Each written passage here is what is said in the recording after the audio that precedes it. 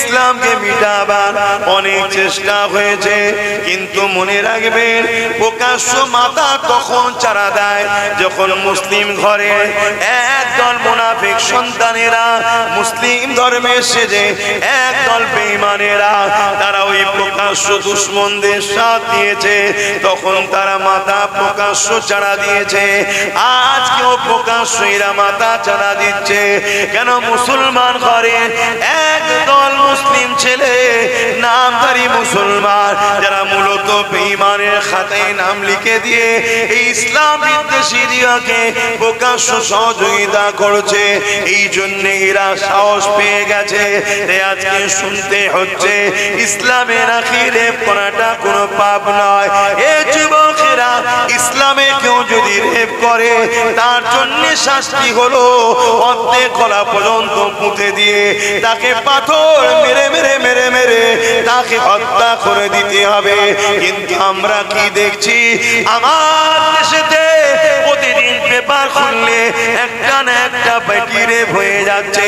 সে হতে পারে মুসলমানের বেটি, হতে পারে সে হিন্দুর বেটি, হতে পারে সে আদিবাসীর বেটি। মায়ের জাত আজকে নিরাপদে নাই, যে ধর্মেরই হোক না কেন মায়ের জাত হলো নারী। এই নারীরা আজকে নিরাপদে নাই, কারণ আজকে যারা দেশ চালাচ্ছে এরা নারীদেরকে সুরক্ষিত দিতে পারছে না। কি করে পারবে?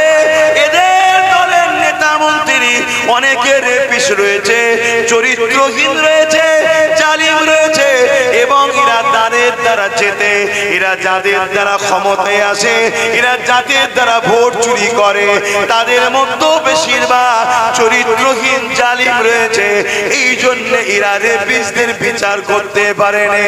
কিন্তু ইসলাম বলছে রেপিসদের একটাই শাস্তি, তাকে মৃত্যুদণ্ড দিয়ে দাও, তাকে দুনিয়ায় বাঁচার অধিকার নাই। কেন? যে মায়ের জাতে সম্মান করতে পারে না ওই মানবরূপী পশুর বাঁচার কোনো অধিকার নাই। আপনারা কি একমত নাকি? একমত না হলে তার ইসলামের হবেন বাকি। তাহলে আজকে 10টা 20টা যদি রেপিসকে ঝেড়ে দেওয়া যায় তাহলে বাকি সব মায়েরা নিশ্চিন্তায় থাকবে না? থাকবে না। কিন্তু যখন দেশের বা রাজ্যের মাথায় যারা বসে থাকে তারাই যখন রেপের রেড দেয় তখন কি রেপ আর বন্ধ হয়? কথা বলে। তাহলে সেই রাজ্যে এরকম মিথ্যা কথা বলবে ইসলামের বিরুদ্ধে আর তাকে ধরবে, এ আশা করাটাও যায় না। কিন্তু আমাদের দায়িত্ব আছে না নাই প্রতিবাদ করা? কি গো বলেন, প্রতিবাদ করার দায়িত্ব আছে না? না, আল্লাহর কাছে জবাব দিতে হবে।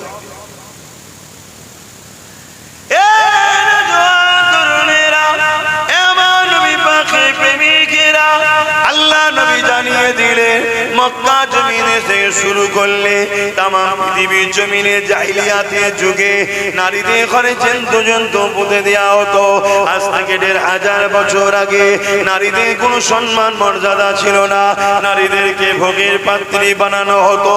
স্পেনের শাসক যে ছিল, এমন করে রোমের যে শাসক ছিল, পারস্যের যে শাসক ছিল, তারা নারীদেরকে ভোগের পাত্রী বানাতো। নারীদের কোনো সম্মান মর্যাদা ছিল না। আল্লাহ নবী জানিয়ে দিলেন নারীদেরকে তোমরা জন্তু কেন পুঁতে দিচ্ছ? তারা বলতে লেগেছিল নারীরা হলো অশুভ, তাদের কোনো বাঁচার অধিকার নাই। আমার রাসূলুল্লাহ জানিয়ে দিলে এ দুনিয়ার মানুষের এটা হলো তোমাদের কুধারণা, এটা তোমাদের কুসংস্কার।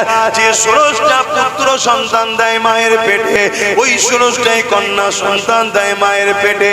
নারী আর পুরুষ এই দুটোরই দুনিয়া জমিনে দরকার আছে। এই দুজনের মিলনের বিনিময়ে দুনিয়া জমিনে মনুষ্য জাতির বিকাশ ঘটবে। এটা মহান স্রষ্টার সৃষ্টি। তাই নারী অশুভ নয়। আমি রাসূলুল্লাহ জানিয়ে দিই, ইসলাম জানিয়ে দিচ্ছে, আমার রাসূল জানিয়ে দিল যে ঘরেতে প্রথম কন্যা সন্তান হবে এর মানে ওই বাবাকে ওই আব্বাকে আল্লাহ পাক জান্নাতে সংবাদ দেয়। আরো জোরে বলুন সুবহান।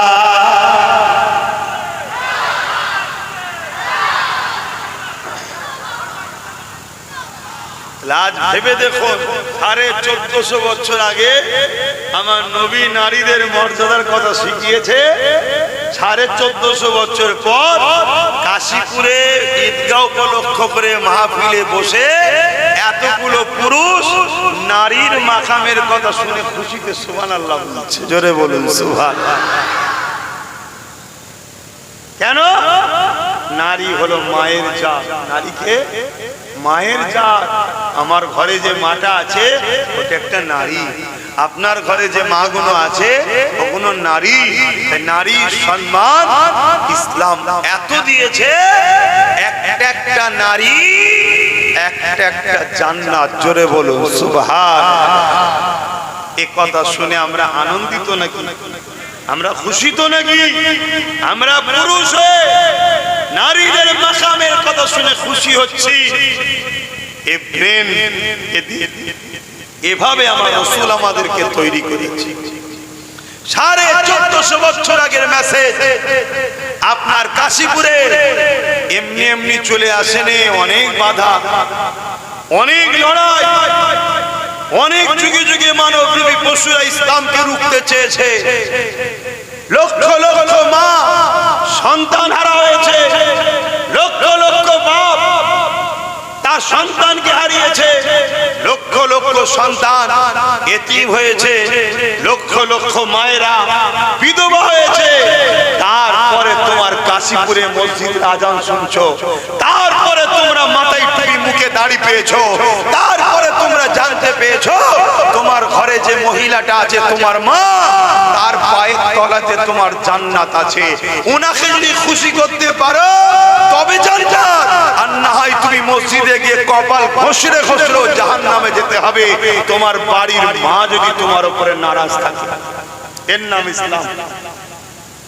তবে হ্যাঁ, এখানে একটা কথা বলে, মা যদি আল্লাহ ও রাসূলের বিরুদ্ধে কোনো কথা বলে, যা বাবা চুরি কর, মানা যাবে না। যা বাবা ওকে মা অত্যাচার কর, লুটে নিয়ে আয়, শোনা যাবে না। শুনছেন তো নাকি? ইসলাম বিরোধী কথা হলে বলে, ইসলামের বিরুদ্ধে যদি মা কথা বলে তাহলে কি করবে? ঝগড়া করবে না? ঝগড়াও করা যাবে না, তার থেকে পাশ কাটিয়ে দিতে হবে। মা ওটা আমি মানতে পারছি না, কেন ওটা আল্লাহ ও রাসূলের কথার বিরুদ্ধে। কিন্তু তার সাথে বিয়াদবিও করা যাবে না। হযরতে আবু হুরায়রা রাদিয়াল্লাহু তাআলা আন নাম শুনেছেন? একটু আওয়াজ দেন, নাম শুনেছেন? উনি আমার রাসূল পাক সাল্লাল্লাহু আলাইহি সাল্লামের দরবারে আসলেন। এসে আমার নবীর আখলাক কথাবার্তা দেখে আমার নবীর উপরে মুগ্ধ হয়ে ঈমানের কালেমা পড়ে মুসলমান হয়ে গেছে। জোরে বলুন সুবহানাল্লাহ। মা কিন্তু তখনও কলমা পড়েনি। মা লাত, উজ্জা, হবল ইত্যাদি ইত্যাদি তৎকালীন সময় যে মানুষ তৈরি করেছিল নকল খোদা, তার উপাসনা করত, তাই কলেমা পড়ে নিয়েছে। আবু হুরায়রা হুজুর আমার রাসূলের দরবারে আসা যাওয়া করে। একদিন মা জিজ্ঞেস করেছে, বাবা তুই কোথায় যাস? আমার নবী বলেছে মিথ্যা কথা বলবে না। আবু হুরায়রা চিন্তা করছে, রাসূল তো বলেছে মিথ্যা কথা বলা ইসলামে নিষেধ। ইসলাম মিথ্যা কথা বলা কি নিষেধ? আমরা এটা মানি? মিথ্যা কথা বলেন না? তাহলে আমরা পরিচিত এই জায়গাতে, খবরদার মিথ্যা কথা বলবেন না। তবে একটা জায়গায় একটু ছাড় আছে, বলবো? একটা জায়গায় একটু ছাড় আছে। বিবি যদি খুশি হয় এক্ষেত্রে একটু ছাড় আছে। 200 টাকার শাড়ি যদি 2000 টাকার লেভেল লাগিয়ে যাও, বিবি খুশি হবে না? হবে না? এই যে সংসারে মিল মহব্বত স্বামী স্ত্রীর গভীর হবে, এই জায়গায় একটু ছাড় আছে। কথা বুঝে আসছে তো? হ্যাঁ, আবার যেন সবসময় ঠকাতে যে উনি পরিবার কেন আমার মায়েদের খারাপ দিলে হবে না। কোয়ালিটি দেখে না, দাম কত, দাম কত, দাম কিছু গেলেই কি বলবে দাম কত, আরে কোয়ালিটিটা দেখে না, দাম কত। অনেকে আছে স্টিকার তুলে দেয়, যেটার দাম 2000 সেইটাই 500 টাকার স্টিকার মেরে দেয়, আর এই যেটার দাম 500 টাকা সেটাই 2000 এর স্টিকার মেরে দেয়, আর যেটা 2000 দাম সেটাই 500 টাকার স্টিকার মেরে দেয়। দিয়ে দুটো সামনে দাও, ঠিক দামটা দেখে দেখবে 2000 একটাই নেবে। শুনছেন না শোনেন? দোকানে আসার সময় আবার স্টিকার চেঞ্জ করে দেয়। লাও, যাকে এটা খুশি আনন্দের জন্য বললাম। মনে রাখবে, ইসলাম বলছে দুটো জায়গায় টাকা খরচ করলে সব থেকে বেশি নেকি। নাম্বার 1 কি? মসজিদ, মাদ্রাসা। নাম্বার 1 হলো বাপ মার পিছনে কেউ যদি অর্থ খরচ করে, এটা সব থেকে নেকির কাজ। জোরে বলুন সুবহানাল্লাহ। নাম্বার 2 হলো নিজের স্ত্রী ও সন্তানদের পিছনে কেউ যদি অর্থ খরচ করে, এটা আল্লাহর কাছে বড় প্রিয়। এর নেকি আল্লাহ অন্য জায়গায় দান খরচের থেকে বেশি দেয়। জোরে বলুন সুবহানাল্লাহ। আমরা বাজারে সব জায়গায় টাকা খরচ করি নাম কামাবার জন্য, আর পরিবার সব করলে দিতে চাই না। এটা অন্যায়, এটা জুলুম, এটা উচিত নয়। অন্য 10 জায়গায় দিচ্ছেন, নেকির জন্য দেন। স্ত্রীর পিছনে খরচ করলে আরো বেশি নেকি হয়। জোরে বলুন সুবহানাল্লাহ। আসেন, ইসলাম নারীদেরকে কি সম্মান দিয়েছে। আল্লাহ নবী দরবারে একটা ব্যক্তি চলে আসলো, ইয়া রাসূলুল্লাহ, হাবিবাল্লাহ, ইসলামের সব থেকে আমার উপরে কার হক বেশি? আল্লাহ নবী বললেন, তোমার মায়ের, তারপরে কার তোমার মায়ের, তারপরে কার তোমার মায়ের, তারপরে কার তোমার বাপের। এ যুবকেরা, তরুণেরা, বাপেরা, আল্লাহ নবী মায়ের জাত নারীদের হক 3 গুণ দিয়েছে, পুরুষের তারপরে দিয়েছে। তাহলে নারীদের সম্মান ইসলাম কত দিয়েছে? এ যুবকেরা, তরুণেরা, আল্লাহ নবী আরো জানিয়ে দিলে, কোন বাপের যদি 1টা, 2টো, 3টে পর পর 3টে কন্যা সন্তান হয়, ওই বাপ যদি 3টে কন্যা সন্তানকে লালন পালন করে বিবাহটা দিয়ে দিতে পারে, ওই 3 কন্যার বাবা আর আমি রাসূলুল্লাহ, আল্লাহ নবী 2টো আঙুলকে তুলে দেখিয়েছে, যেমন পাশাপাশি রয়েছে এই 3 কন্যার বাবা আর আমি রাসূলুল্লাহ আল্লাহর জান্নাতে পাশাপাশি থাকিব। আরো জোরে বলুন সুবহানাল্লাহ।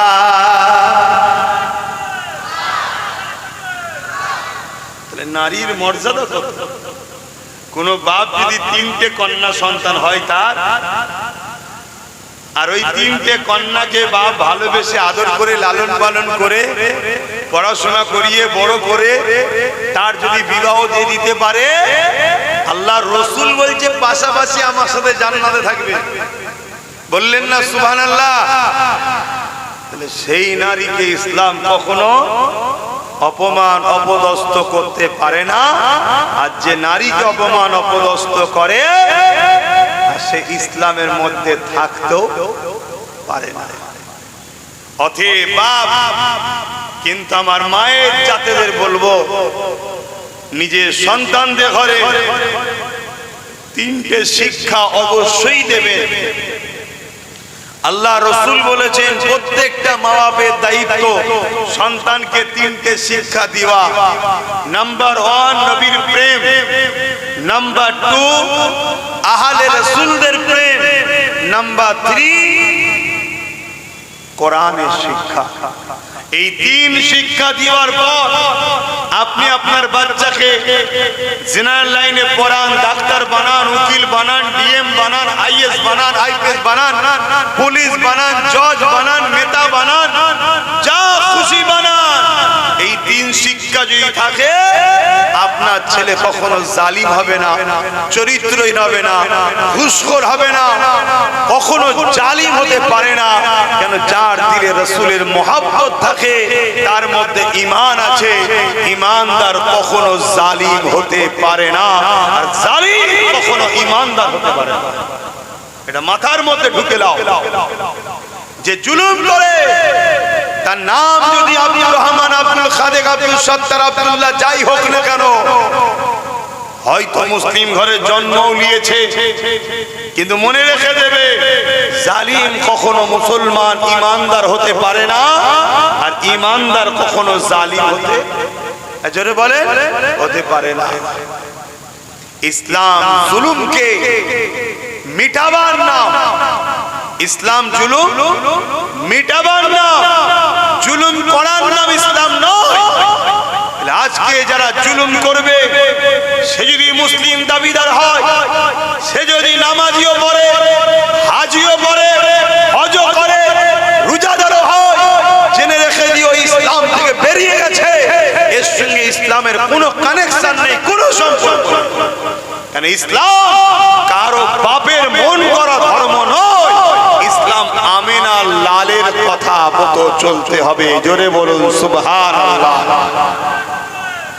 আমার নবী পাক সাল্লাল্লাহু আলাইহি ওয়াসাল্লাম এই দুনিয়ার বুক থেকে জুলুমকে মিটিয়েছে, সন্ত্রাসকে মিটিয়েছে, হিংসাকে মিটিয়েছে, দাঙ্গাকে মিটিয়েছে, অত্যাচারকে মিটিয়েছে, দাসত্বপ্রথাকে বন্ধ করেছে, মানুষকে আজাদ করিয়েছে।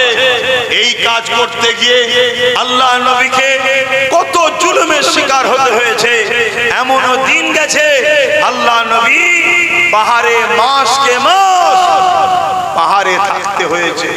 সোশ্যাল বয়কট করেছে আমার নবীকে, পাহাড়ে চলে যাচ্ছে, ওখানে গিয়ে গাছে পাতা ফল মূল খেয়ে জীবন লালন পালন করে।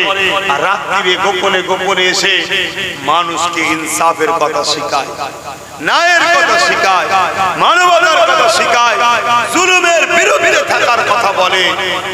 আজ যদি কোনো মুসলিম দাবি করে জুলুম করে, সে কখনো মুসলমান হতে, জোরে বলুন, মনে রাখবেন আমার রাসূল পাক সাল্লাল্লাহু আলাইহি ওয়াসাল্লাম তিনি এই জুলুমের বিরুদ্ধে কথা বলার দরুন তৎকালীন সময় যারা শাসক ছিল, আবু জেহেল, উতবা, সাইবা, আবু লাহাব, উমাইয়া, এরা আমার রাসূল পাক সাল্লাল্লাহু আলাইহি ওয়াসাল্লামের জন্য কুয়া পর্যন্ত খুঁড়েছে। আমার নবীকে এই কুয়াতে ফেলে মাটি চাপা দিয়ে মেরে দেবে। কিন্তু আল্লাহর মর্জি, আবু জেহেলি ওই কুয়ার মধ্যে এসে পড়ে গেছে, কেউ তুলতে পারছে না। যত রশি বাড়ায় সেই কম পড়ে যায়। আমার রাসূল পাক সাল্লাল্লাহু আলাইহি ওয়াসাল্লামকে ডাকা হলো। আল্লাহ নবী বললেন, চাচা এখানে কুয়ায় কি ব্যাপার, কি ব্যাপার এখানে? না, আমি তোমাকে ফেলার জন্য কুয়া করেছিলাম, আমি পড়ে গেছি। আল্লাহ নবীকে আবু জেহেল বলতে লেগেছে, আমাকে উঠাও এখান থেকে, আমি তোমার কথা মেনে নেব, আমাকে উঠাও। আল্লাহ নবী হাত বাড়ালেন, আবু জেহেল হাত দিয়ে গেল, আল্লাহ নবী টেনে তুললেন। উঠার পরে যতজন মানুষ ছিল সবাই রাসূলুল্লাহর হাতে হাত দিয়ে কলেমা বলল। কিন্তু আবু জেহেল বলল, মুহাম্মদ তুমি কত বড়